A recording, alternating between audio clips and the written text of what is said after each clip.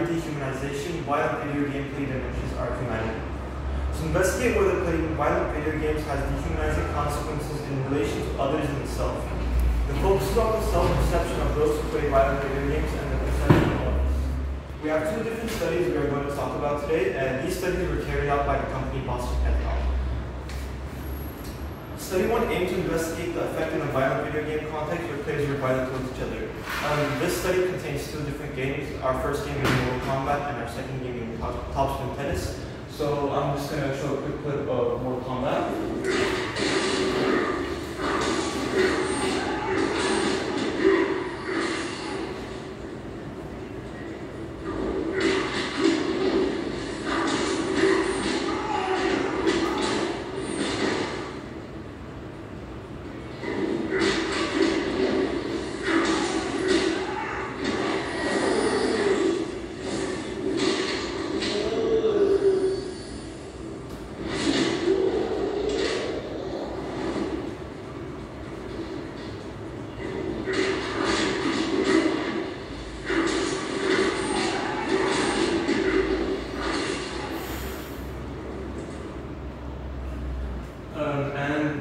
See, Mortal Kombat is our violent game, and our non-violent game is going to be Top Spin Tennis.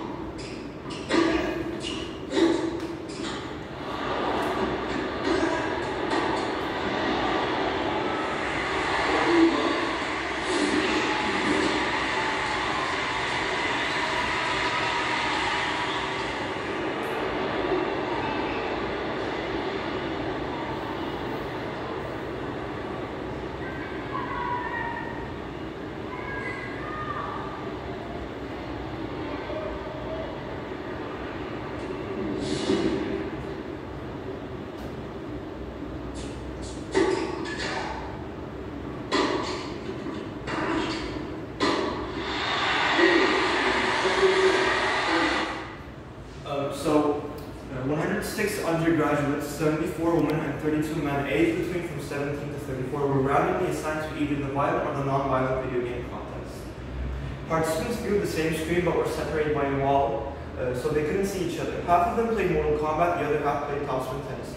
Each group played for about approximately 15 minutes and was given a questionnaire after each game session.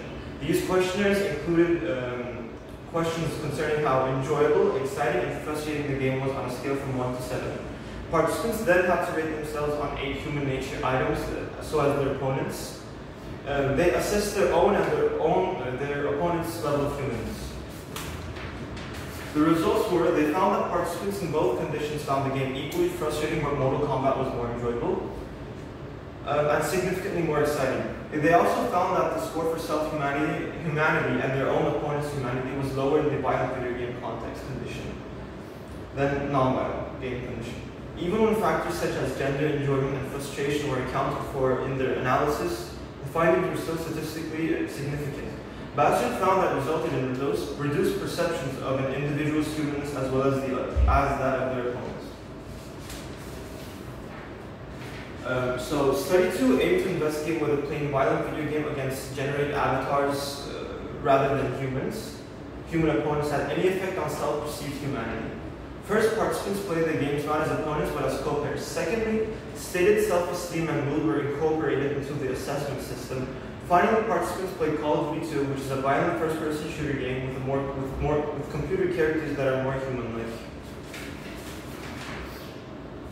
The screen was split into two, so participants could see their own viewpoint and their co-player's viewpoint. Using 38 undergraduates, 28 women, and 10 men with an average age of 20. Participants were randomly assigned to the Call of Duty 2 condition or the Top Spin Tennis condition. Participants played for a period of 20 minutes as co-players after they had played the game. The participants were given the same questionnaire as Study 1. Self-esteem and mood were taken into measure during the questionnaire process to make sure they did not affect the results of the study. Illustrated that engaging in violent video games does not necessarily make us feel bad or see ourselves more negatively, but it might affect how human we feel. Playing a violent video game did reduce a person's own self-reported perception of the humanness when playing both first-person games and acting collaboratively rather than playing against an opponent. Our perception of the humanness of others is only effective when the other person is an opponent, not a co-preparator. In Bastian's own words, the studies have provided a means by which we can understand the effects of violent video games on behavior, our emotions, and the way we think. The study has provided our first empirical evidence that people might perceive themselves differently when playing violent video games. The research has also shown that as people spend longer periods of time on video games, the likelihood of experiences dehumanizing the player becomes greater. This could suggest that repeated exposure to dehumanizing experiences might result in radical changes in self-perception and the perception of others.